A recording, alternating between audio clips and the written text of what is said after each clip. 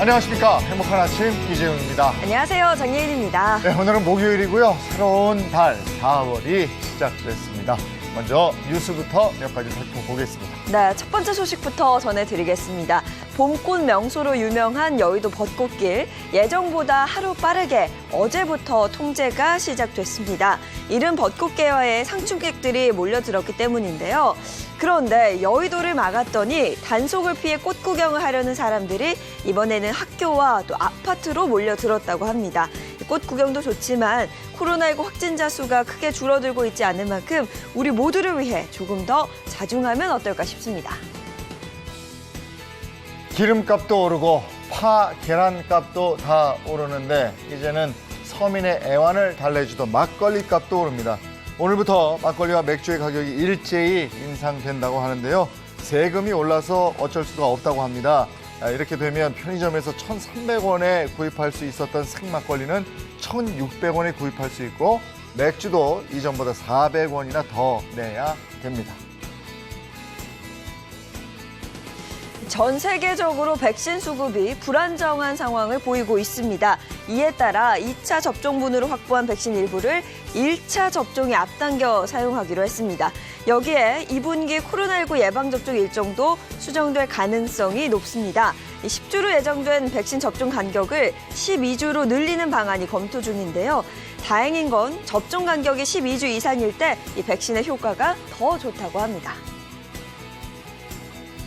방역에 신경을 더 써야 되겠습니다. 일상 공간을 중심으로 확진자가 잇따라 발생하면서 어젯밤 9시 기준 신규 확진자도 500명이나 나왔습니다. 같은 날 0시 기준 1차 누적 접종자는 총 85만 2,202명으로 접종률 목표치의 85.1%를 달성했다고 하고요. 2차 신규 접종자도 목표치의 32.3%를 달성한 상태입니다. 네, 이어서 오늘 날씨 소식 전해드리겠습니다. 어제 날이 참 좋았죠. 4월의 첫날인 오늘 역시도 대체적으로 포근하고 좋은 날 될 것으로 보입니다. 다만 동해안 지역으로는 대기가 무척 건조해서요. 강원 영동과 경상 동해안, 또 일부 경북 내륙 지역으로는 건조특보가 내려져 있습니다. 오늘 하루 산불 등 각종 화재 예방 유의하시기 바라고요.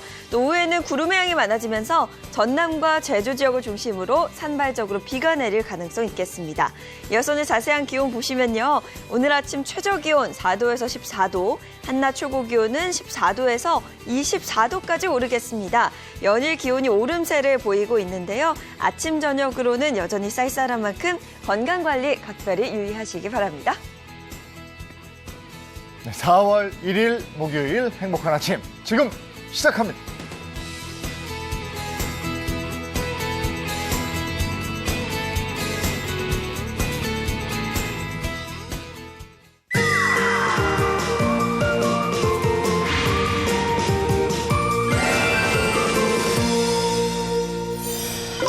봄은 정말 아름다운 계절이죠. 다 좋은데 뭐 오늘은 아주 맑고 좋습니다만 네. 황사, 미세먼지 이런 게 밀려들어서 아우 그거 참 힘들어요. 그렇습니다. 사실 뭐 호흡기 질환이나 알레르기 질환 가지고 계신 분들은 미세먼지 심한 날에는 되도록이면 외출을 자제하는 편이 네. 좋죠.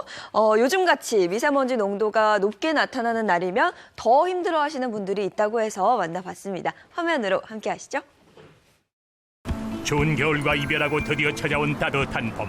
그런데 만개한 꽃도 구경할 수 없이 비상입니다.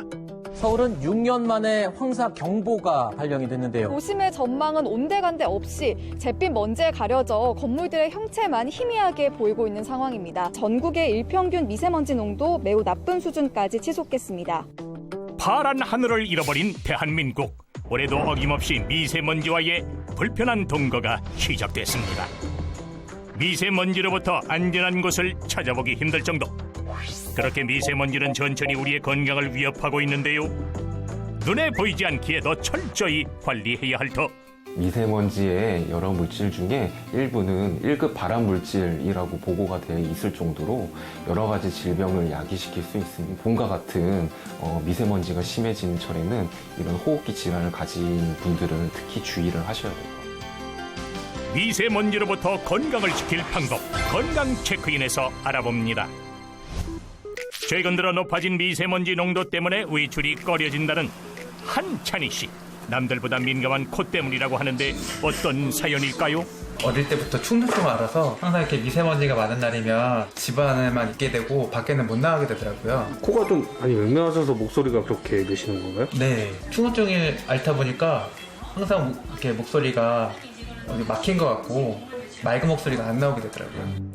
축농증 때문에 30년 넘게 고통받아왔다는 그 미세먼지가 심할 땐 숨 쉬는 것도 불편할 뿐더러 코막힘의 두통까지 동반돼 잠을 못 이룰 정도. 공기청정기와 가습기를 온종일 틀어놔도 나아지지 않는다는데요. 코가 항상 답답하고 불편해서 병원 가서 치료도 받고 약도 먹고 있는데 낫지 않고 계속 이렇게 오래가고 있는 이유를 저도 잘 모르겠어요. 이비인후과를 찾아가 정확한 검사를 받아봤습니다. 축농증 수술까지 했지만 미세먼지 발생 이후 재발한 상황, 현재 코 건강 상태는 어떨까요? 앞쪽으로 흐르는 콧물이 아니라 코 아래쪽으로 흐르는 관찰이 돼요. 이런 걸 후비루라고 하고 이것 때문에 만성 기침, 가래가 생기실 수 있거든요. 지금 후각 기능은 거의 상실된 상태일 것으로 예상이 되고 축농증이란 얼굴 뼛속 공간에 세균이 침투해 염증이 생기는 질환으로 분비물이 증가하고 그것이 잘 배출되지 못해 농으로 변해 코가 막히고 노란 콧물이 흐르는 것. 코 안에 공기가 차 있는 게 아니라 뭔가가 꽉 차 있죠. 이게 아까 저희가 봤던 코 물혹이거든요. 분비물로 가득 찬 찬희 씨의 콧속, 물혹까지 생겨 치료가 시급한 상황인데요. 그렇다면 축농증이 생긴 원인은 뭘까요? 비염이 좀 오래되다 보면 코의 가운데 좌측과 우측을 나누게 되는 비중격 부분이 한쪽으로 휠 수가 있습니다. 이 경우에 이제 코막힘을 유발하게 되고 또 어떤 경우에는 성장 과정 중에 코의 외상으로 인해서 코 안에 있는 비중격이 휘게 되는 경우도 있을 수 있습니다. 축농증의 다양한 원인 중에서도 특히 비중격 만곡증이 있는 경우 쉽게 치료되지 않기 때문에 수술적 치료가 필요하다는데요. 코 안에 내시경을 통해서 코 안에 있는 물혹을 제거하거나 자연공이라고 하는 코와 부비강 사이에 있는 좁아진 통로를 넓히게 하는 부비동 내시경 수술을 시행하게 되고 한편 꾸준한 관리로 코 편한 삶을 산다는 분이 있다는데요. 미세먼지 공습에도 창문을 열고 청소하는 이분이 오늘의 주인공. 안녕하세요. 네, 안녕하세요. 최다연 씨입니다. 그런데 말이죠. 오늘 혹시 대청소 날입니까? 요즘처럼 미세먼지가 좀 심할 때는 방충망이 많이 지저분해져요. 방충망에 있는 먼지가 집에서 이렇게 들어올 것 같으니까 이렇게 같이 일주일에 2번씩은 꼭 청소해주고 있어요. 미세먼지로 하늘이 뒤덮였지만 환기를 포기하지 못해 방충망 청소는 필수. 집안 곳곳에 자리 잡은 미세먼지도 매일 제거해준 결과 제가 어릴 때부터 좀 비염이랑 축농증이 심했거든요. 그런데 제가 지금 이렇게 꾸준히 관리를 하다 보니까 많이 좋아졌습니다. 축농증이 심하던 시절 제대로 된 음식 하나 만들지 못했다는 그녀. 어때? 음식 맛이 있는 건지 없는 건지 제가 잘 느끼지를 못하겠더라고요. 그러다 보니까 아이한테 음식을 제대로 못 해준 게 많이 안타깝죠. 관리를 열심히 했다는데 현재 코 건강 상태는 어떨까요? 코 안에 점막도 깨끗하고 콧물도 없고 목 뒤로 넘어가는 것도 괜찮아서 잘 관리를 해주셔서 현재는 큰 불편함이 없이 잘 지내시는 걸로 보이고요. 다연 씨의 코 건강을 지킨 비법 알아볼까요? 그런데 씨발 뭐 하는 겁니까? 이비인후과 가면은 저희가 코를 촉촉하게 해주는 그런 기계가 있잖아요. 지금 전에 그릇에다 뜨거운 물을 붓고 바로 이 수증기를 쬐면은 좀 코가 촉촉해지면서 좀 뻥 뚫리는 느낌이 납니다. 뜨거운 물을 담은 그릇에 랩을 씌우고 구멍을 뚫어줍니다. 그리고 구멍에 코를 갖다 대고 천천히 숨을 내쉬면 막힌 코를 뚫는 데 좋다고 하네요. 이어서 매일 빠짐없이 코 마사지를 해준다는데요. 콧망울 이 옆에가 영양혈이라고 그래요. 여기를 같이 이렇게 눌러주면은 이 혈자리가 풀리면서 코가 좀 뻥 뚫리는 느낌이 나거든요. 사실 다연 씨의 코 건강 비법들은 아들의 코 건강 때문에 코알한 것이라고 하네요. 아이도 이제 비염이 있는 거예요. 그래가지고 같이 이렇게 아이와 함께 꾸준히 관리를 하고 있으니까 아이가 축농증이 있었다가 많이 사라졌습니다. 체감스러 컷석 세척까지 착착. 여기 가래랑 함께 코에 있는 겉털이 함께 빠져나오거든요. 그래서 코가 더 상쾌해져요. 먹는 것도 아무거나 먹지 않겠죠? 출출할 때 간식으로 자주 먹는 게 있다는데 이건 마늘과 견과류 아닙니까? 마늘을 생으로 먹는 것보다 익혀서 먹으면 콧물과 코막힘 증상이 아주 좋아지거든요. 호두와 같이 볶아서 간식으로 먹고 있습니다. 반찬으로 먹어도 맛 좋다는 견과류 마늘 볶음. 먼저 마늘을 너릇너릇해질 때까지 볶고 견과류를 투하. 간장과 꿀로 양념장을 만들어 버무리고 통깨로 마무리하면 완성입니다. 그런데 정말 마늘을 익혀 먹으면 저기 코 건강에 도움이 될까요?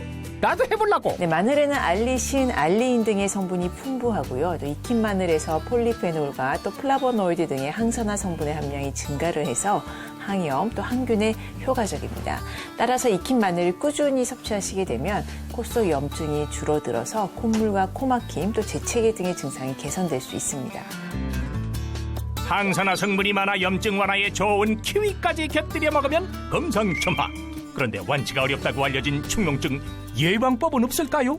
이런 봄철에는 알레르기 질환이 더 악화가 되기 때문에 좀 본인이 가지고 있는 알레르기 항원에 대한 회피나 환경요법을 하는 것이 쉬운 예방길이라고 생각이 되고요. 미리 진찰을 받고 조기 치료를 하시면 수술적 치료로 가는 것들을 미연에 방지할 수 있을 것 같습니다. 호흡기 건강을 위협하는 미세먼지, 콧물, 코막힘 등 감기 증상이 열흘 이상 이어진다면 축농증을 의심해 보길 바랍니다.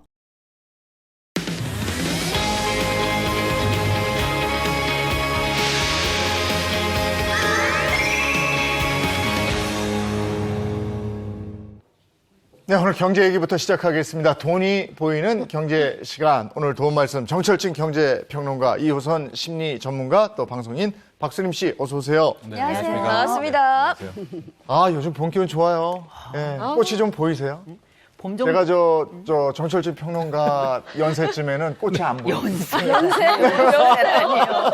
제가 어제 아까도 그 얘기했었는데 여의도를 갔었거든요. 네. 근데 이미 요즘에 벚꽃 축제라는 막 얘기가 들었었는데 제 눈에는 벚꽃이 안 보였었거든요. 네. 완전히 지금 내가 왜냐하면 아직 이 이날에는 이렇게 세상이 살고 일이 있구나. 바쁘거든. 그러면 꽃이 안 보여요. 깜짝 놀랐어요. 네. 저도 저희 집 앞에 목련이 있는지 몇 년 전에 알았더니 그 전에는 안 보였어요. 좀 보면서 사세요. 오늘 제가 꽃 대신에 이렇게 화사하게 옷을 입고 왔잖아요. 근데 봄 되면 확실히 좀 옷이 가벼워지고 좀 화사한 옷들을 또 많이 입는 것 같아요. 네. 아니 귀에도 꽃을 하나 달고 나오셨는데. 귀가 너무 무거워 지금. 저 양쪽에 보면서 부처님 보신다는 줄 알았어요. 아, 정말 그런데 사실 이렇게 봄꽃이 피고 날이 포근해지기 시작하면 또 이사철이 다가오잖아요. 그렇죠. 맞아요. 이사 생각하시는 분들 굉장히 많으신데 또 이사하시는 분들 보면 전월세를 살고 계시는 분들이 또 많으시더라고요. 일단 계약이 끝나면 새로운 곳을 또 찾아가야 되는 게 이게 또 엄청난 부담이잖아요. 작년 12월에 제가 이사를 했는데 계약하고 한 달 만에 했어요. 이사를.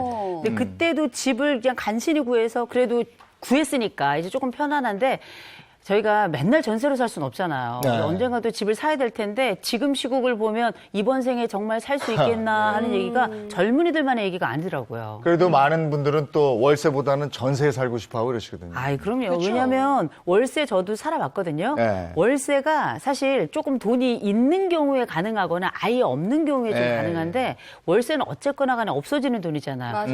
그래도 전세는 보증금이 있으니까 그거는 나중에 어쨌거나 살릴 수 있는 거 아니에요. 네. 그러니까 뭐 아무래도 월세보다는 전세죠. 저도 다 살아봤는데 월세살이 하다가 전세 살면 좀 더 성장했구나 싶고 전세 살다 보면 또 이제 내 집 마련할 수 있겠구나 이런 또 자신감도 생기고 네. 한 걸음 더 나아가는 것 같아요. 그런데 요즘 기사 보면요, 뭐 전세 시장이 많이 안정됐다 이런 기사가 있던데 제가 느끼기에는 네. 그렇진 않거든요. 아니 전세라 그래도 보증금 대출 안 받는 사람이 어디 있어요? 네. 그렇죠. 저도 대출 받았거든요. 그러니까 이게 사실 뭐 집을 구매하는 분들만 아니라 네. 워낙에 전세가도 고가니까 그렇지. 대출 안 받고는 뭐 이사를 갈 수가 없는 거죠. 맞아요. 제 친구도 지금 서울에서 전세 살고 있는데 5월이 계약기간 끝나요. 근데 주인이 너무 전세금을 너무 올려놔가지고 이걸 어떻게 해야 되나, 빚을 내서 올려줘야 되나, 아니면 이사를 가야 되나, 그러니까 아니면 또 월세로 바꿀 생각이라고 주인이 그렇게 얘기하니까 너무 고민된다고 그러더라고요. 그래도 이제는 5% 상한제 뭐 이런 게 있던데 몇몇 분들은 뭐 그거 하기 전에 싹 자기들은 올리고 뭐 이랬던데 하여간 5%로 돼 있는데 네. 글쎄요 지금 얘기 들어보면 안정화가 됐다고 해도 실제적으로는 안 된 것도 같고 말이죠. 그렇죠. 이제 지표상으로는 이 전세값 상승률의 그 상승 폭이 줄어들고는 있습니다. 하고 실질적으로 이제 흐름이 중요하잖아요. 그래서 네. 흐름은 어느 정도 안정화되는 그런 모습도 보이고 있고 전세 물량, 그동안엔 전세 난이라고 해서 물량이 아예 없었는데 이런저런 지역들, 특히 서울에서는 전세 매물이 쌓이고 있는 그런 모습도 함께 보이고 있습니다. 뭐 강남의 고가 전세 같은 경우에는 5억, 6억씩 떨어져서 체결되는 그런 모습도 있는데 다만 중요한 건 워낙 전세가 높이 올라간 상황에서 맞아요. 거기서 안정화되고 있는 게 문제인 거죠. 네, 그래서 이게 체감할 수가 없는 것 같아요. 네, 떨어졌다고 하더라도 워낙 비싸다 보니까 네. 이게 막 떨어져서 막 좋고 이런 건 아닌 것 아니 같아요. 전세값이 5, 6억 떨어지는 그런 집은 그들만의 리그죠. 그렇죠. 떨어져도 몇십억인데. 그렇죠. 맞아, 하고 그 맞아. 이상 몇십억이 올랐다는 또 예. 방증이기도 하는데요. 이렇게 체감이 안 되는 이유. 조금 전에도 말씀드렸지만은 이미 전세의 그 절대 가격이 뭐 어마어마하게 연간 20%, 30%씩 계속 오르다가 네. 최근 들어서 네. 상승폭이 좀 줄어들다 이렇게 볼 수가 있겠고 네. 특히 이제 앞서 말씀드렸지만 계약갱신 청구권이 네, 있잖아요. 그래서 기존의 이 청구권, 계약갱신 청구권을 쓴 분들은 5%밖에 안 되기 때문에 뭐 약간 안정화됐다라고 하더라도요. 신규 전세는 또 새롭게 집주인들이 올려받고 있어서 그건 또 두 그렇게 개의 되는 거구나. 왜곡이 되고 있어서 이 예. 경우에 따라서 체감이 안 되는 그런 경우도 있고 또 하나는 불안감입니다. 특히 작년 7월 말에 임대차 3법이 시행이 돼서 한번 썼던 분들은 네. 이제 앞으로 거기서부터 2년 그러니까 그렇죠. 내년 여름 이후부터는 또 올려. 이제는 새롭게 전세 계약을 맺어야 되니까 네. 그러면 이제 집주인들이 왕창 올리면 어떡하지라는 불안감도 함께 있는 거죠. 그러니까 계약갱신 청구권 5%로 딱 정해져 있으니까 그 전에 한번 쓴 분은 괜찮지만, 신규 네. 전세할 네. 때는 그거 감안해서 요거 2년 후에는 5%밖에 못 올리니까 확 올려서 올려서, 받고 뭐 이런 게 있군요. 그렇죠. 그런 예. 우려와 걱정도 함께 있는 거죠. 그런데다가 저 2분기에 서울의 저 입주 물량 이것도 뭐 별로 없다면서요. 네, 왜냐하면 이게 전세 가격이 되게 중요한 게 대단지라든가 이렇게 새롭게 입주를 하게 되면 우리나라 현실상 일단 샀던 분들이 전세를 많이 좀 줍니다. 네. 다 이 중도금이나 잔금 대출을 못 하니까 그러면 전세 가격이 순간 떨어지고 그 틈을 이용해서 많이 좀 이용할 수가 있는데 네. 지금 입주 물량이 너무 많이 줄어들고 있어요. 전국 네. 기준으로 좀 보면요. 2분기만 보겠습니다. 4월부터 6월 이제 앞으로 다가오겠죠. 4만 8천 가구 정도였었는데 이거 네. 정말 적은 거거든요.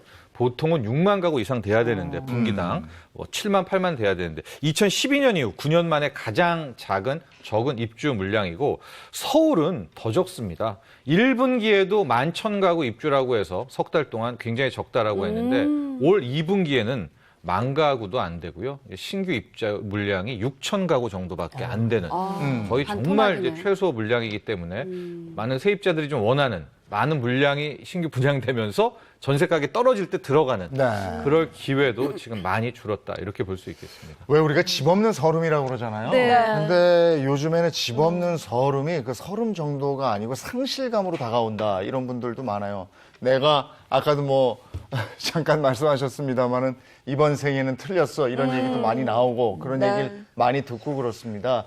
자, 그러면 앞으로 그 일단 전세 부분부터 먼저 생각해 보죠. 전세에 대해서 한번 확실한 얘기를 나눠보도록 하겠습니다. 오늘 주제 한번 공개해 주시죠.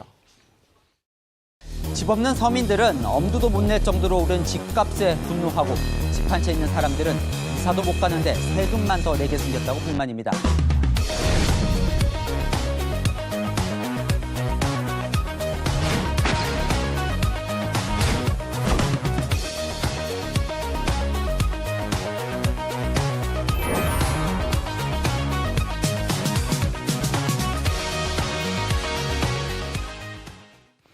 이게 방금 봤습니다만 세계 유일무이한 제도. 이게 전세라는 게 이제 우리나라에만 있는 그런 거죠. 그렇습니다. 뭐 100여 개국을 다 조사는 안 해봤지만 중요 뭐 OECD 회원국 가운데서는 뭐 대한민국의 전세 제도가 거의 유일무이하다. 그러니까 대한민국만의 주거 문화, 임대차 계약 문화다 이렇게 보시면 될 것 같습니다. 여러분들 더 잘 아시겠지만은 목돈을 네. 이제 집주인에게 맡기고 우리는 이제 2년인데 이번에 법이 바뀌어서 2+2 우리는 4년을 살 수 있게 됐죠. 네. 그리고 만료가 되면은 이제 돌려받거나 나가려면 다시 올려주거나 뭐 내리거나 이렇게 하는 방식이다 이렇게 생각해 볼 수가 있는데요. 자, 그럼 우리나라는 왜 전세를 하게 됐는가? 그 이유는 알 수가 없어요. 네. 네, 다른 나라들은 뭐 중국도 월세고 다 월세입니다만. 그렇죠. 네. 근데 이 1958년 민법이 제정됐을 때부터 당시의 임대차에도 전세가 있었습니다. 그러니까 우리는 자연스럽게 전세로 시작을 했다 이렇게 볼 수가 있을 텐데요. 이제 전후였었죠. 50년대 이제 6.25 전쟁 이후에 아마 새롭게 경제 개발을 할 때 전세가 정착이 됐는데 당시에는 큰 도움이 됐습니다. 왜냐하면 집주인 입장에서 목돈을 받았죠. 네. 그럼 그 목돈이 또 굴러갈 거 아닙니까? 네. 그래서 유동성 공급이 됐고 이제 세입자 같은 경우에는 전세 목돈을 맡기고 월세로 나가는 돈이 없으니까 자산을 축적할 수가 있게 되는 거 아니겠습니까? 그러니까 일반 가난한 분들도 열심히 일해서 돈을 모을 수 있는 계기가 될 수 있고 또 이런 긍정적으로 사실 우리나라의 최초 전세가 시작이 됐는데 왜 우리는 전세를 택했나? 이제 여기에 대해서는 뭐 아직까지 뚜렷한 이유가 없는데요. 또 지금 와서 생각해 보면 그때 시작된 전세가 60년대, 70년대, 80년대 고도 성장에 또 하나 중요한 역할을 했다. 이런 평가도 함께 나옵니다. 네. 그런가 하면 1962년 당시 서울 전체 가구 44만 호 중에 절반 가까운 21만 호 정도가 무주택 가구였습니다. 그러니까 집은 없는데 사람이 너무 많아요. 그러니까 당시 타인의 집에 사는 사람들이 많아졌습니다. 그러니까 집을 소유하지 않은 10가구 중에 2은 전세고 5은 사글세나 월세로 가고 1명은 뭐 운망이나 무허가 판잣집에 살았다고 기사가 나와 있습니다. 뭐 그때도 사실 달동네 다 있었고요. 그럼요. 저는 이제 강원도에 있다가 서울로 딱 70년대 말에 딱 이사를 왔는데 딱 왔더니 2층 집이 있더라고요. 저는 태어나 2층 집을 처음 봤는데 저희 말고도 그렇게 집의 일부분을 이렇게 전세를 해가지고 말 그대로 방을 얻어서 사는 집들이 네. 그 양옥집에 사는 집들이 꽤 있었거든요. 그 주인 아줌마 아직 계시나 모르겠네요. 아니 그리고 많은 분들이 전세를 이용해서 내 집을 장만을 했잖아요, 사실. 네. 그렇습니다. 네. 뭐 전세 부작용, 뭐 역효과는 조금 이따 또 얘기하겠지만은요. 큰 틀에서는 집주인과 세입자 모두에게 윈윈하는 방식으로 빠르게 정착돼 왔다. 앞서도 말했지만 집주인 같은 경우에는 이제 목돈을 굴리게 되니까 그 돈들이 다시 네. 뭐 산업계라든가 이런 데 갈 수가 있었고 집주인 자체적으로는 그 목돈을 가지고 또 다른 집을 장만한다든가 뭐 이렇게 활동을 할 수가 있었고요.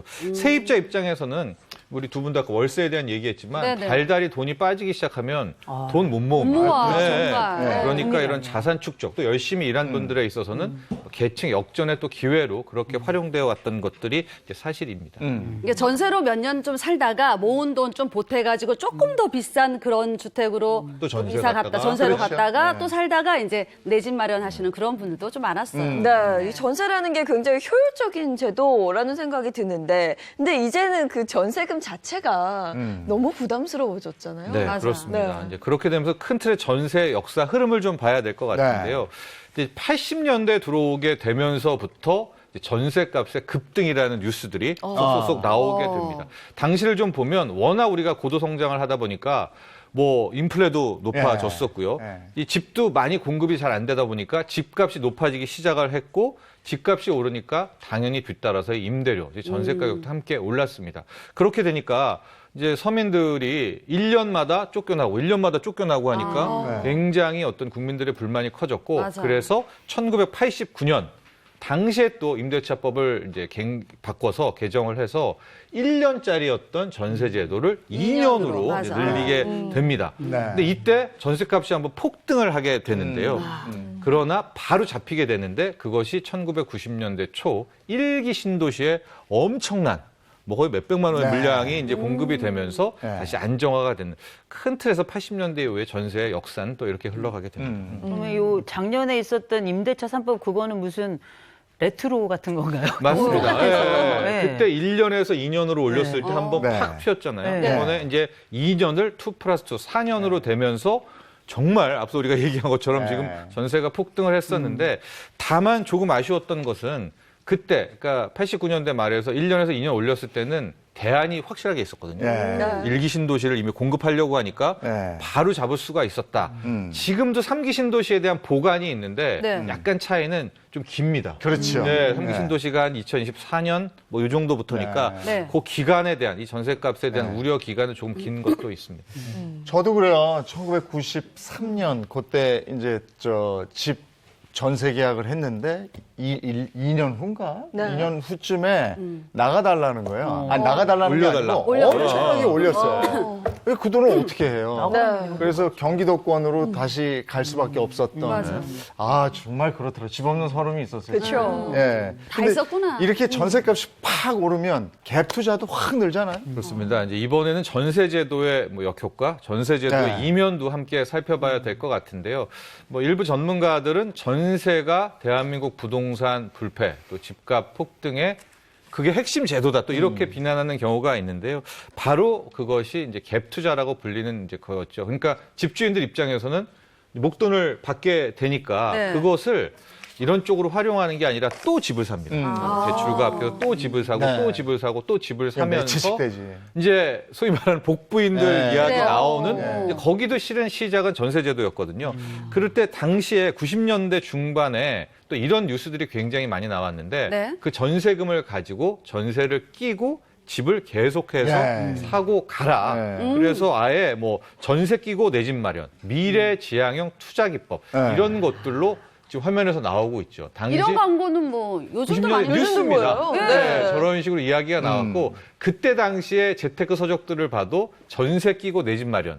요즘은 그걸 갭 투자라고 네. 부르는데 그런 것들이 있었고 그것이 소위 말한 투기의 원상이고 또 한켠에서는 이 전세 제도의 또 이면도 함께 존재했다라는 말씀도 드립니다. 예. 이제 이런 거- 갭 투자하고 막 이러니까 집값이 오르게 되고 집값이 그렇죠. 오르면서 또 전세값이 오르고 네. 전세값 올려서 또 갭 투자하고 네. 이렇게 계속 되풀이 된 거죠. 그렇습니다. 이제 계속해서 그게 쉬워지게 네. 되는 방법이 됐었던 것이고요. 또 집값이 계속 오르게 되는데 핵심은 이런 와중에서 한 번씩 어마어마한 물량, 공급만 나오면 집값이 안정화되면 네. 전세 가격도 안정화가 될 텐데 네. 지금까지의 흐름들을 보면 공급도 계속 좀 부족한 상황에서 더 중요한 것이 이제 인플레. 네. 돈의 가치가 떨어지니까 네. 네. 집값 오르면 뭐 계속해서 전세가가 따로 오를 수밖에 없었던 네. 거죠. 네. 그러면 무슨 일이 생기냐면 저희처럼 전세에 든 사람들은 혹시 이거 깡통 전세 되는 거 아닌가 이런 생각이 드는 거예요. 네. 결국은 맞아요. 집값은 떨어지고 전세값은 그대로 올린 대로 남아 있으면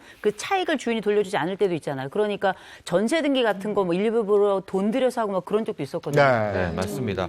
지금으로서는 저런 전세난이 극심한데 무슨 얘기야? 역전세난이라고 하거든요. 할 텐데 실제적으로 경제 위기가 왔을 때 네. 이런 것들이 현실화된 경우가 네. 있었습니다. 대표적인 것이 이제 IMF 금융 위기 때 그때는요 한 2년간 평균적으로 서울 집값이 네. 뭐 20% 정도, 25% 정도 떨어졌다라고 하는데 그때를 우리가 기억해 보면. 네. 터지고 나서는요, 막 네. 반값에도 나왔어요. 맞아요. 50% 맞아. 하락한 경우 예. 그런 아파트들도 많았었거든요. 그러면 그 집에 전세로 살았던 분들은 네. 어떡합니까? 전세값 밑으로 떨어지게 되니까 당시에 전세금을 뭐 날리는 경우가 많았는데 네. 그때 보도를 좀 보면 무려 12조 3천억 원 정도의 아이고. 역전세. 그때 당시에 12조요? 그렇죠. IMF에 한 얘기가 있습니다.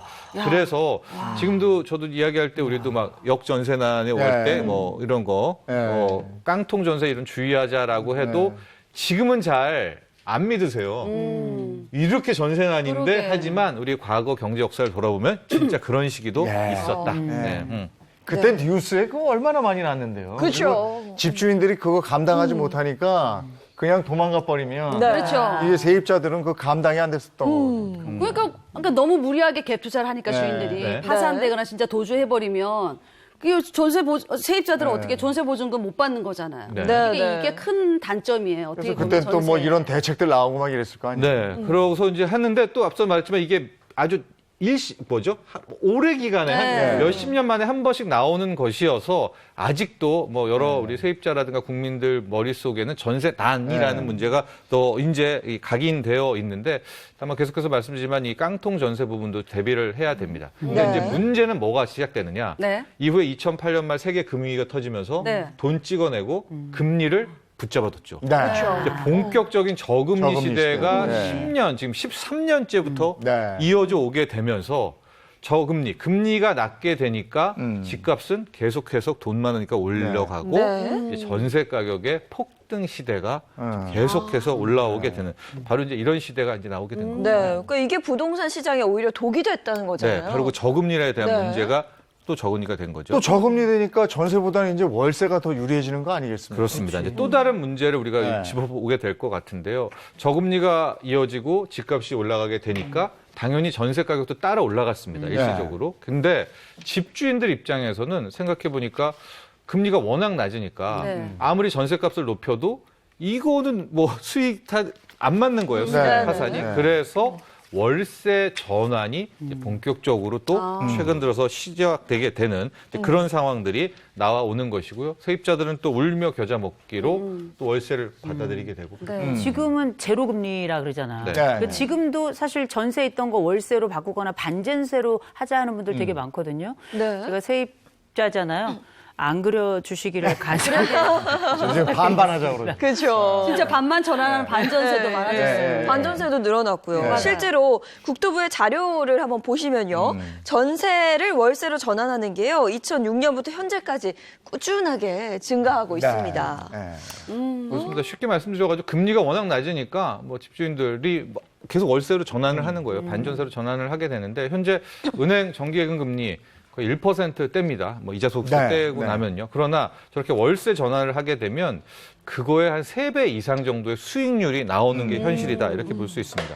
그럼 이제 5억 원의 집이다. 뭐 3억 원의 전세. 3억 원 큰 돈이기는 하지만 은행에 뒀을 때는 뭐 평균 최 1%도 안 나오는데 뭐 가령 이 3억 같은 경우를 아예 보증금 1억으로 떼고 나머지를 월세를 전환을 해서 50만 원 혹은 뭐 100만 원으로 하게 될 경우에는 월세 수익률 100만 원만 잡아도 6%대 뭐 이 정도까지는 아니겠지만은 그래도 현재 월세 전환율 같은 경우에도 뭐 은행 정기예금 금리 대비 3배 이상씩은 나오니까 3배 가까이 이런 월세 전환은 더 가속화되고 있습니다. 예, 이게 우리나라의 이제 특징적인 상황 때문에 전세를 했고 그 전세가 집을 사는 밑바탕이 되기도 하고. 네. 근데 외국인들은 이 얘기 들으면 전세 얘기 들으면 깜짝 놀라더라고요. 네. 그러니까 두 가지 반응들이 있더라고요. 어떻게 너는 집주인 뭘 믿고 그 큰 돈을 맡기냐.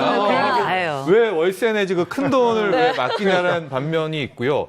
이쪽 뭐 중국 쪽, 그러니까 이쪽 아시아 문화 쪽에서는 이런 제도가 어딨냐, 세상에. 이렇게. 공짜로 집을 빌려주는 공짜로 거. 집 빌려주는 거 아니에요? 하고 다시 고스란히 돌려받고. 그렇죠. 이런 제도는 또 못 받다라는 두 가지 시선이 함께 존재해요. 진짜 맞아. 네. 집 대여 기간이 딱 끝났는데 돈을 딱 줘. 그러면 Unbelievable! 서프라이즈! 놀랬죠.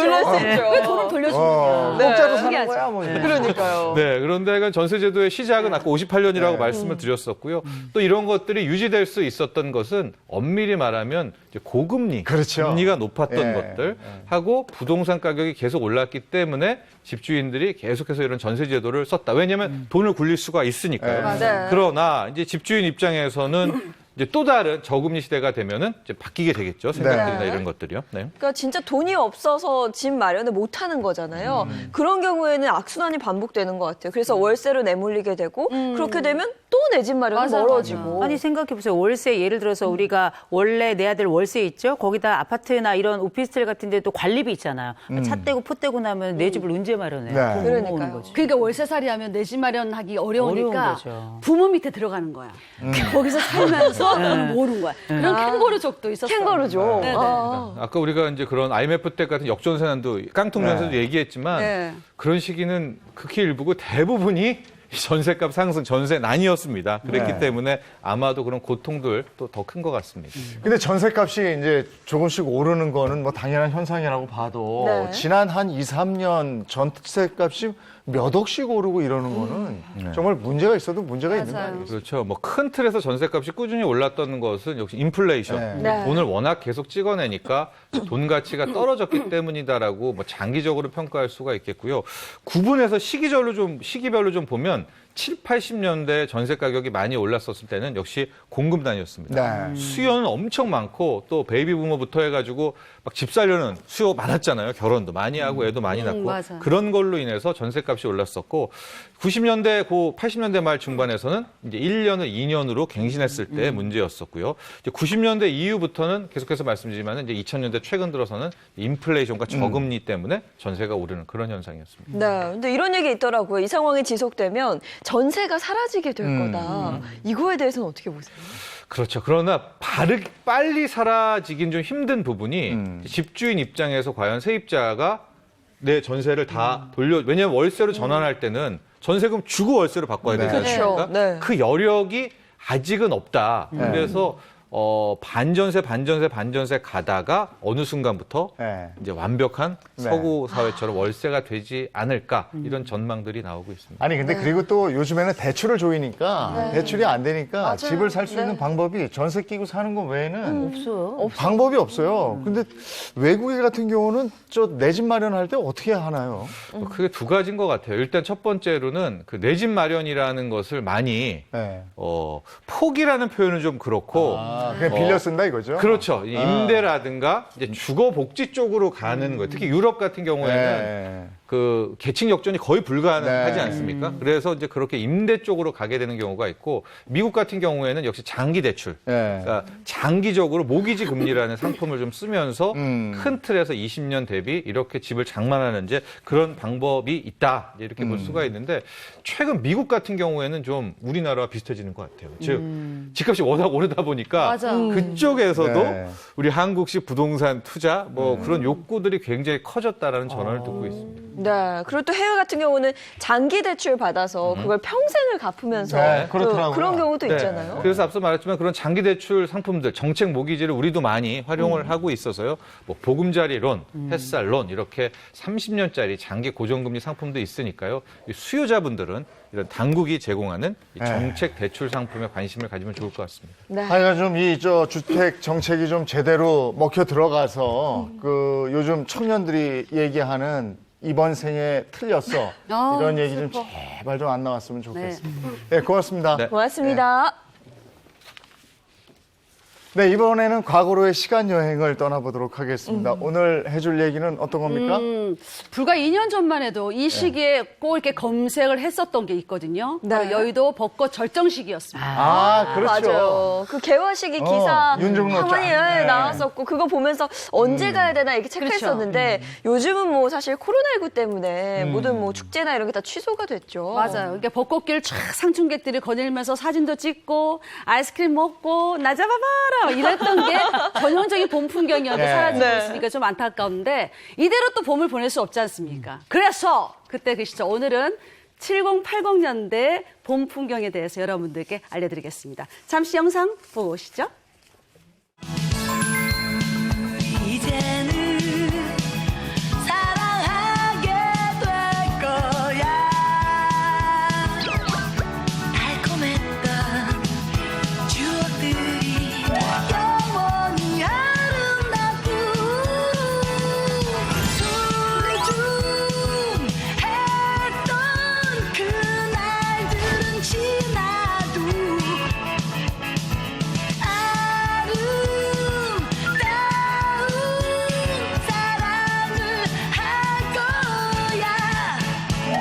여러 동물의 모습을 구경하려고 많은 시민들이 모여들었습니다.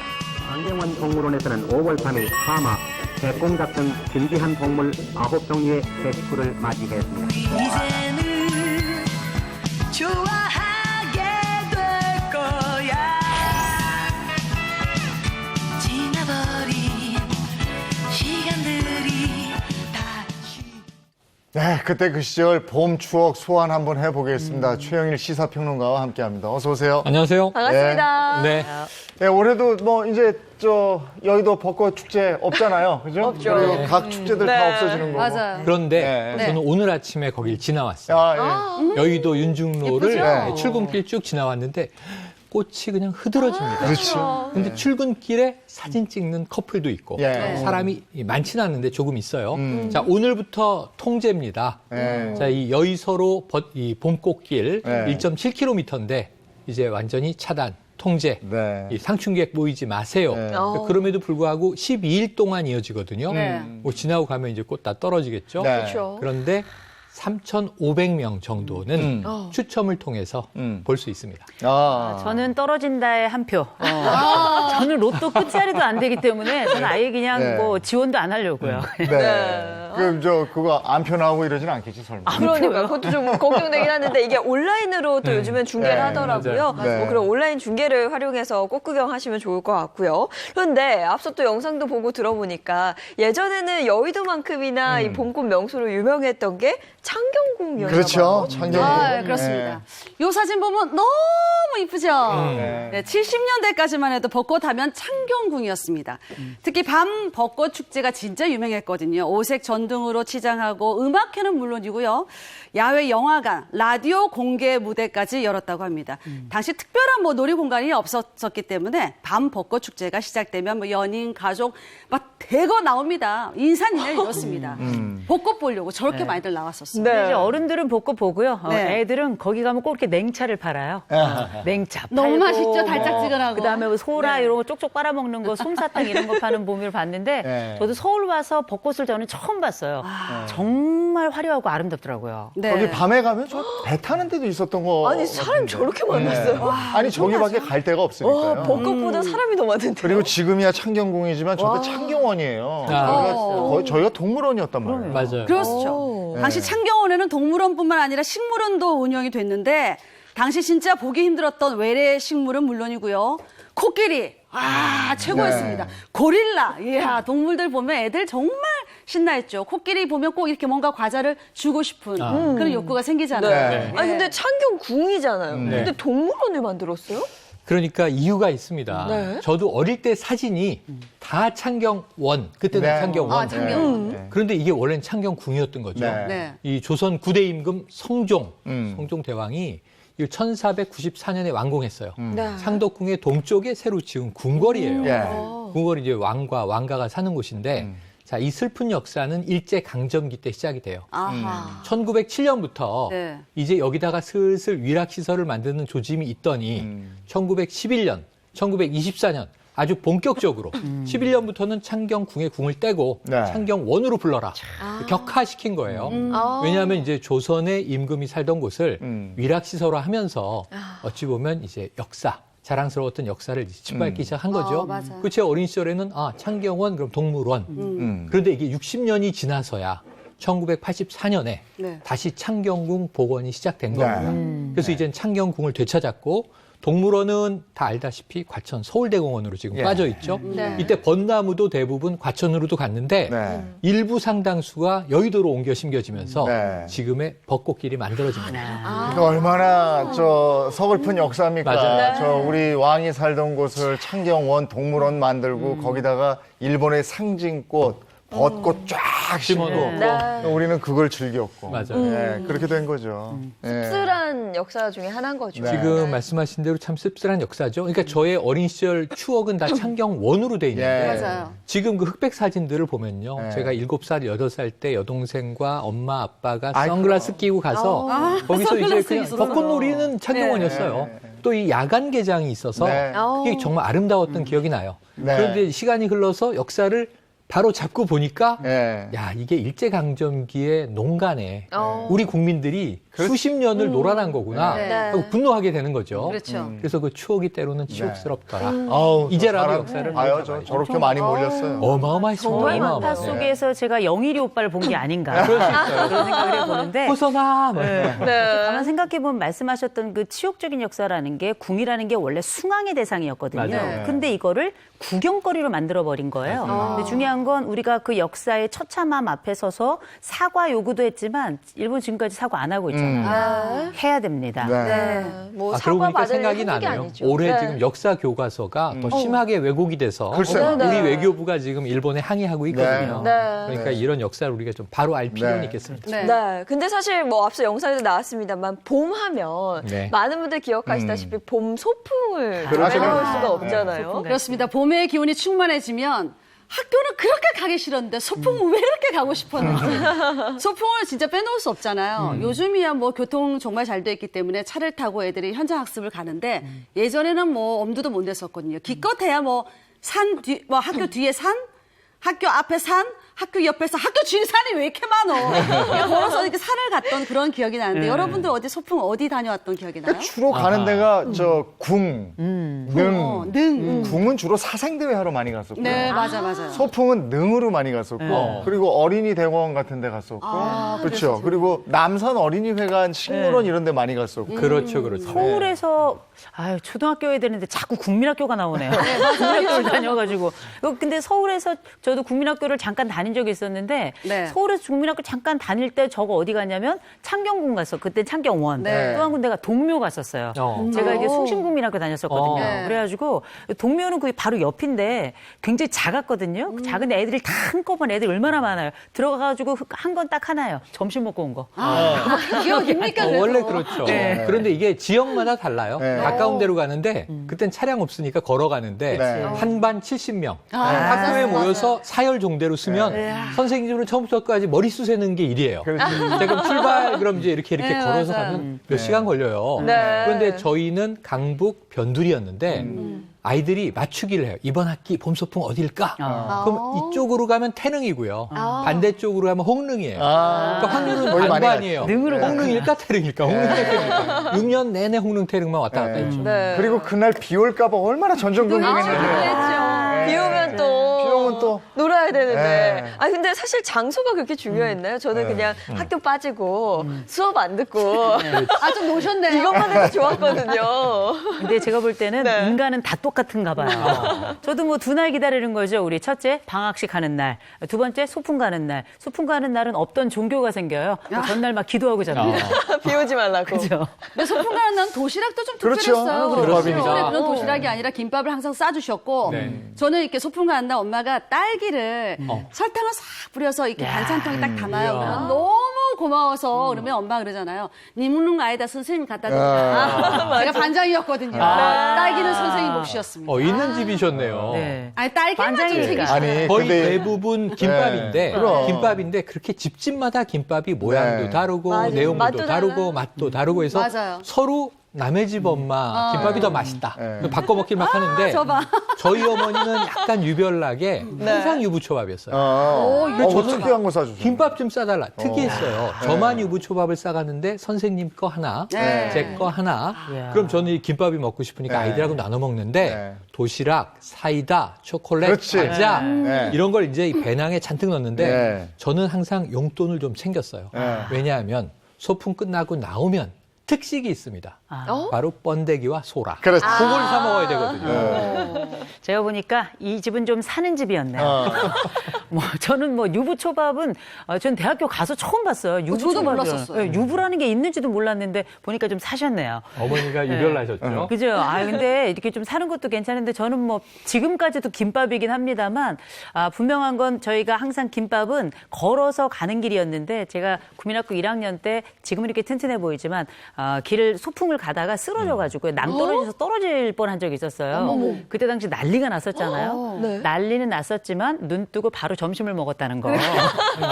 그때는 그렇게 점심이 맛있고 또 밖에 나가서 먹고 애들이랑 같이 먹잖아요. 그러면 이놈이 싸운 거 저놈이 싸운 거 다 있는데 제가 강원도에 있을 땐 다들 이렇게 감자 삶아서 가는 거 많이 했었고요. 옥수수 되게 많이 삶았거든요. 그러면 이제 그거 가지고 애들 다 같이 나눠 먹고 옛날에 중요한 게 왕사탕을 싸가지고 오느냐 안 가져오냐 되게 중요했어요. 그래서 이제 이 눈깔 사탕이라고 했죠. 옛날에 그랬죠. 그래서 이만큼 물고 돌아다녔던 기억이 생생합니다. 그러니까 예전에는 김밥이 아주 특별한 음식이었다고요. 근데 요즘에는 무슨 천국의 김밥도 있고 또 선생님이 싼 김밥도 있고. 엄마가 안 이런 거 너무 많죠.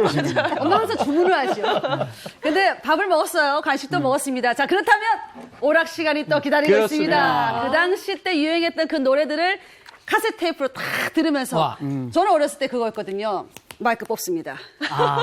나의 뜨거운 마음은 아, 그거. 불 같은 나의 마음은 불꽃. 영국의 오빠. 네. 전국의 불티. 그렇죠. 아, 그런 노래 부르면 춤도 추기도 하고 막 이렇게 신나게 놀았던 그런. 인기 좋으셨겠다. 네, 인기 좋았죠. 짱이었습니다. 이제 제가. 그거는 이제 조금 이제 영어를 못하는 애들이 네. 했던 거고요. 중고등학교 다니면서 영어를 좀 여보세요? 하는 애들은 뭐랬냐? 여보세요? 원웨이 티켓, 아. 원웨이 티켓. 요거밖에 해서 이제 여러분 아셔야 돼요. 요거 그 카세트, 네. 요거 카세트. 2개짜리 있으면 오토리버스. 그거 꽂아가지고 그 어디든지 가면 그렇게 흥이 많았던 민족이었던 것 같아요. 맞습니다. 뭐 강이고 산이고 가면 카세트 하나 딱 들고 있으면 지나가던 사람도 들어와가지고 같이 춤을 추던 그렇죠. 그런 시절이 있었죠. 그 소풍의 백미는 장기자랑이죠. 그렇죠. 학급을 대표하는 아이들이 나와서 네. 뭐 야 하고 응원도 하고 그랬고요. 그렇죠. 네. 거기서 단연 인기는 선생님 흉내내는 친구들. 맞습니다. 그런데 이 흥이 넘치다 보면 네네. 이 젊은 날의 이 청춘의 열기는 일탈로 갑니다. 네. 3, 4, 5 모여서 이 아이들 어디 갔어? 그러면 이제 저 화장실 뒤에서 담배 연기가 네. 오락오락. 선생님한테 걸리면 뭐 그냥 정학, 네. 뭐 자숙 이런 거 들어가는 거, 반성문, 뭐 백장 어마어마했죠. 그러고 또 이제 네. 파하면 갈 때는 사열 종대로 갔지만 네. 그 소풍장 앞에서 이제 집에 돌아가면 각자 가거든요. 흩어지죠. 그러면은 소풍날은 여러 학교가 같아요. 네. 어디선가 패싸움이 벌어져. 맞아. 네. 그리고 또 음주를 한 아이들도 네. 있어요. 흡연한 아이들도 있어요. 네. 그래서 이때 학교마다 이제 경찰을 동원하죠. 네. 누구냐? 기율부원, 네. 덩치 좀 있는 모범생들, 네. 그리고 보이스카우트, 걸스카우트, 유니폼 입고 훈육주임 선생님하고 함께 네. 이제 이 패트롤, 순찰을 합니다. 네. 그래서 우리 학교 학생들 뭐 어디 저 잘못하는 거 없나? 그거 잡는 게 또 참 이래. 네. 제가 기율부원이었거든요. 참, 이 혈기 방자하던 때니까 막 이랬을 겁니다. 그리고 대학 캠퍼스의 낭만도 있었잖아요. 그럼요. 혈기왕성한 그 청춘. 그러니까 봄하면 그냥 대학 캠퍼스, 그 청춘 그 자체였는데 코로나 걱정 없는 70, 80년대의 대학 캠퍼스, 대학생들의 모습. 너무 좋다. 보고 오시죠.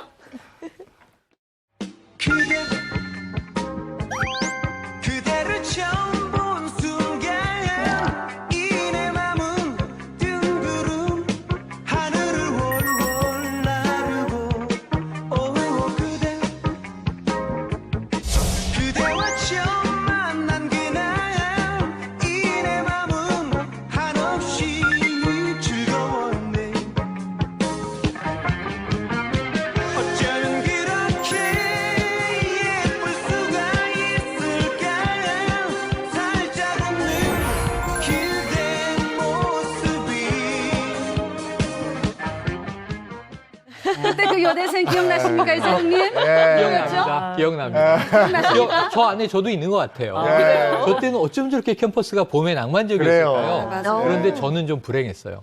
자, 남중, 남고, 아이고. 대학에 딱 갔는데 공대를 갔는데 기계공학과 동기 300명이 네. 100% 남자. 그래서 저는 캠퍼스는 아니다. 다른 길을 파야 된다. 그래서 교회를 열심히 나가고 그다음에 연합 동아리가 있어요. 여러 개 동아리 있었어요. 합창단에 들어가. 합창단은 사부 합창이기 때문에 절반은 여성이에요. 그래서 저는 학교보다는 다른 가외 활동에 집중했던 기억이 나요. 노력을 굉장히 많이 하셨네요. 교회 합창단 정말 그 교회 오빠네. 그렇죠. 그렇습니다. 근데 예전에 캠퍼스는요 낭만도 있었지만 그때 책 파는 양반들이 봄만 되면 맞아요. 그렇게 많았어. 전집 사라고. 맞네. 그래요? 그것도 봄 되면 미팅 많이 하고 그러지 않았어요? 미팅 많이 했죠. 어. 중요한 건 이제 많은 분들이 좋은 기억 가지고 있지만 이제 저는 이제 가끔 폭탄 뭐 이런 거. 아. 네. 인기 있는 애들한테만 남자애들 눈이 다 가잖아요. 그렇죠, 그렇죠. 저는 뭐 미팅은 많이 했지만 여전히 남는 건 짜증이네요. 근데 미팅 끝난 다음에 네. 우리 사업 미팅 하듯이 파트너에 대해서 얘기를 합니다. 그렇죠. 근데 당시에는 파트너를 평가하는 등급이 따로 있었어요. 등급이요? 자, 그렇습니다. 79년도 신문에도 기재된 미팅 파트너 등급입니다. 당시 파트너의 평가 등급은 트럼프의 패를 모방했다고 하는데 자, 함께 보도록 하겠습니다. 자, 79년도 신문에 기재된 미팅 파트너 등급 A카. 에이스카라고 하죠. 이거 알아. 기억나네요. 킹카, 뭐 물카, 후지카, 뭐 벌컥차카가 있는데 자세하게 하나하나 네. 알려드리도록 하겠습니다. 네. 에이스카, A카라는 건 최상급의 파트너예요. 그러니까 애프터를 거절당해도 학교까지 찾아가서 만나려고 하는 거예요. 그러나 실패 확률이 매우 높다는 거 요거 아셔야 됩니다. 경쟁이 A카. 치열했거든요. 네. 자, 다음입니다. 킹카입니다. 미팅에 나온 사람 중에 한두 명 꼭 있어요. 이게 다른 사람의 선망어린 눈을 의식하면서도 뭐 그다지 어렵지 않게 접근할 수가 있습니다. 접근은 가능하네요. 킹카는. 그렇죠. 그래서 킹카 조금 이렇게 접근할 수 있으니까 누구든지 할 수 있죠. 그다음 네. 카 어떤 칸가 보겠습니다. 물카입니다. 물카. 이거 그냥 평범해요. 보통 수준입니다. 한 번 정도 미팅으로 끝내는 거죠. 네. 한 2시간 정도는 즐겁게 대화를 합니다. 커피값 본전은 찾을 수 있어요. 마지막에 웃기네요. 2차는 없습니다. 그냥 1차에서 끝내는 거죠. 네. 그렇습니다. 자, 다음. 슬픕니다. 후지카입니다. 요 카메라 필름 아닙니다. 후지다는 서고에서 생겼는데 이야기할 때 말이 상당히 살벌합니다. 빨리 끝내고 집에 갈 생각밖에 안 합니다. 후지카. 그 마지막 다음 카가 너무나도 슬픕니다. 넘겨주시죠. 벌컥 착합니다. 파트너에 대한 거부 반응으로 벌컥 차버리고 싶다. 이런 마음에서 벌컥 착합니다. 마주 앉기도 싫어요. 보고 싶지도 않아요. 어떤 핑계로든 일찍 일어서려고 고민하게 됩니다. 벌컥 착하. 그래서 이게 바로 그놈들이- 이호선 교수님께서 벌컥 그래서 착하? 그놈들이 그렇게 벌떡 일어났나 보다. 아니 너무 재밌는데. 아니 근데 저 때 남학생들 입장에서는요. 네. 미팅할 때 저 때만 해도 남자들이 돈을 추첨해서 커피값도 내고 뭐 맞아요. 밥을 먹으러 밥도 가면 사고. 주로 데이트 비용을 다 남자들이 냈기 때문에 네, 맞아요. 미팅을 여러 번 하면 정말 거덜나던 그런 시절이었어요. 맞아요. 아니 근데 이게 다 신문에 이렇게 뭐 글쎄. 벌컥 착하, 뭐 킹카 이게 기재가 됐다는 게 되게 재밌네요. 그러니까 저걸 썼던 기자가 미팅에 한이 맺힌 친구. 그렇지, 한이 맺힌 그럴 거예요. 수 제가 볼 때는. 네. 아, 근데 뭐 옛날이야 뭐 다 그렇다고 하지만 사실 저거는 조금 된 얘기고 저는 네. 제가 89학번이라 80년대 말부터 이제 학교를 다녔는데 이름만 달랐지 상황은 똑같네요. 네. 그리고 대학 아까 335 모여 앉는 거 봤잖아요. 네. 거기서 저 때는 뭐 007방 이런 게임도 했지만 꼭 누구 한 사람이 기타 가져와서 혼자 튜닝하고 있어, 혼자 튜닝. 그럼 여학생들이 참 모였지. 아르페지오로 해요. 아르페지오. 아르페지오. 예, 그러니까 손가락 했습니다. 튕김을 씁니다. 네. 그러면 뭐 로망스 같은 거 하죠. 초보적으로는. 근데 통기타를 잘 치면 저때는 인기가 최고예요. 아이고. 예. 그 거의 뭐 예술인으로 쳐줘요. 네. 거기다 장발머리, 네. 맞아요. 나팔바지. 그때 나팔바지 판타롱이라고 불렀죠. 그런데다가 정말 이렇게 저 무슨 트윈펄리어 이런 가수의 흉내를 내고 폼을 잡으면서 네. 그때 노래가 이제 시기별로 다른데 뭐 웨딩 케이크 이런 네, 트윈폴리오 노래부터 네. 그다음에 산울림의 노래, 그 노고지리의 찻잔이라는 노래가 엄청 유행이었고요. 네. 그다음에 들국화 노래를 부르면 폭발을 하죠. 네. 저 때는 캠퍼스에서 통기타는 동그란 모임마다 네. 하나씩 울려 있었어요. 퍼졌던 맞아요. 기억이 나네요. 그리고 가서 저거 끝나면 우 하고 나가서 생맥주 한 잔씩 먹었는데요. 호프. 그때는 1000cc. 네? 이만한 게 있어요. 1000cc 쫙 또 먹어줘야 남자의 기계를 보여줘. 그렇죠. 저기다 치고. 이랬죠. 그리고 그때 불렀던 노래는 금지곡들이 많았어요. 뭐 아침 이슬, 김민기 씨 노래 김민기 씨 특히 노래. 친구라든지 뭐 이런 노래 많이 뭐 부르고. 한대수 씨 노래 희망의 나라로. 근데 그 당시에는 캠퍼스에서 부르는 네. 통기타로 부르는 곡들이 주로 포크곡인데 네. 대부분 금지곡이었다 생각하시면 네. 돼요. 네. 186곡이 공식 금지곡이었는데 네. 다 이유가 있습니다. 맞아요. 예를 들면 송창식 씨 왜 불러? 왜 반말이야? 금지. 그것 때문에 금지. 예. 네. 들국화 노래는요 전유건 씨가 에이 하는데 네. 창법이 불량해. 금지. 다 금지였습니다.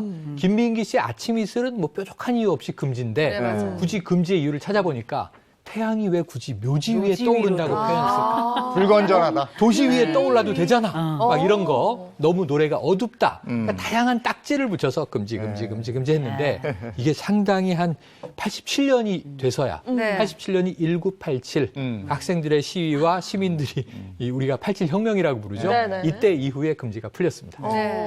근데 이렇게 어두운 시대 속에서도 축제는 또 빼놓을 수 없습니다. 맞아요. 네. 대학 축제하면 어떤 게 생각나세요? 대학 축제는 단연 최루탄이죠. 아니 축제가 끝나면 다 모여 나가서 시위로 그냥 이어졌거든요. 최루탄이야. 80년. 그래요. 80년대 대학 축제는요, 정치색이 짙은 학술제나 토론회, 모의 재판 같은 그런 행사가 많이 맞아요. 열렸습니다. 그러니까 이 행사가 대규모 시위로 이어지는 일이 많았었는데, 이른바 닭장차죠. 전경버스가 대학교를 에워싸고 불신 검문하는 그런 그림도 많이 볼 수 있었습니다. 네. 그때는 게임도요. 이렇게 짱돌 던지기 게임 이런 게 있었어요. 그러니까 그때 80년대는요, 그냥 다 이 축제가 끝나면 술에 좀 취해요. 맞아요. 그렇게 캠퍼스에서 막걸리, 뭐 네. 맥주, 소주 먹는데 취하면 다 나가서 군부 독재 타도 그러고 시위로 이어지는데 그럼 보도블록 깨고 있고 술 취한 학생들이 또 한 팀은 던지고 있고 최루탄 날아오고 그래서 그때는 이게 무탄 무석. 무석 무탄. 야 먼저 돌 던지지 마. 수류탄 안 쏠게. 수류탄 쏘지 마. 돌 안 던질게. 이런 휴전이 나온 적도 있어요. 그럼 분위기가 그렇게 신나진 않았을 것 같은데. 그러면서도 이제 또 못하게 하는 것에 대한 갈증이 있어서 한쪽에서는 즐기기도 하고 그때는 또 이제 또 여러 가지 그 정치적인 상황들 때문에 생각들이 있으니까 그때 뭐 타도 외치면서 나가고 그러면 또 쏘고 그러면 정의감에 또 달려들고 막 이랬던 시절이었죠. 맞아요. 돌이켜보면 그렇죠. 여기다 치약 바르고 자신이 좋아하는 여학생이 함께 뛰어주기를 기대하기도 하고 혹은 나 좀 말려주기를 기대하기도 하고. 네, 뭐 뛰기만 했나요? 또 즐길 건 또 다 즐겨요. 맞습니다. 때 마시기 대회 저 맨날 1등이었고요.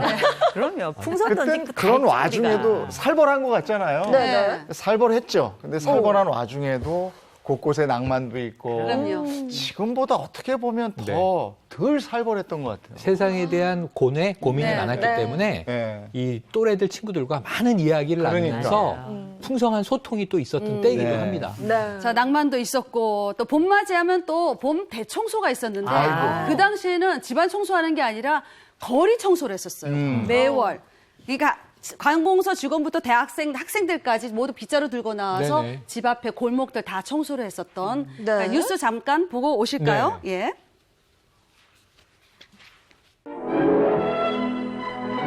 도시 새마을운동에 앞장선 연예인들은 이른 새벽 세종로 내거리에서 아침 청소를 하고 명랑한 도시 건설에 앞장설 것을 다짐했습니다.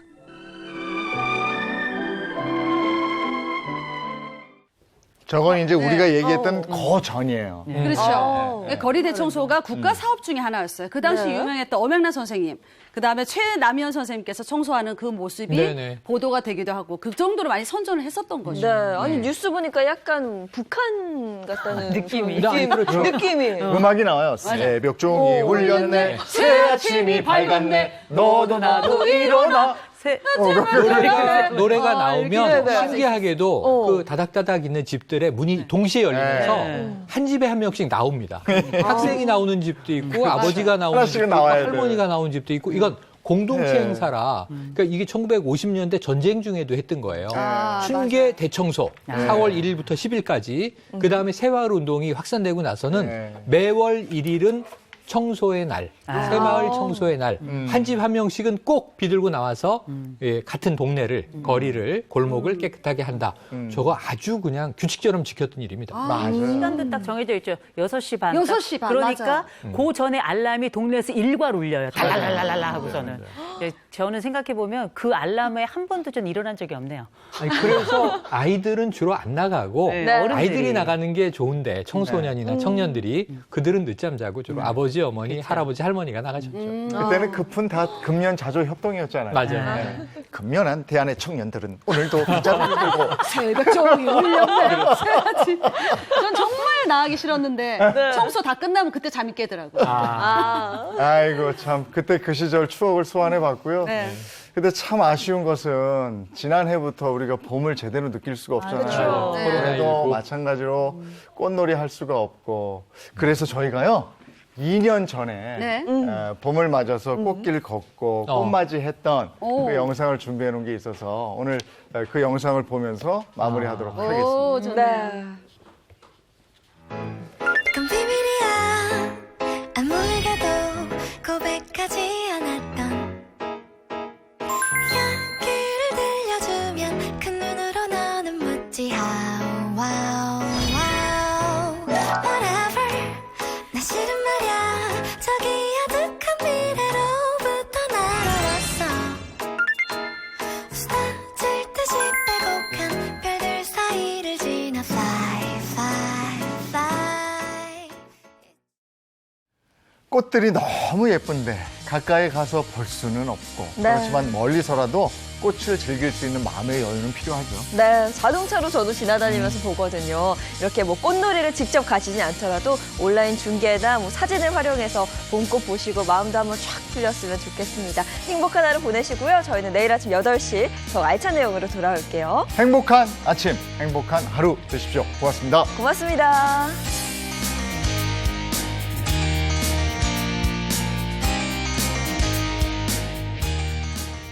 채널 A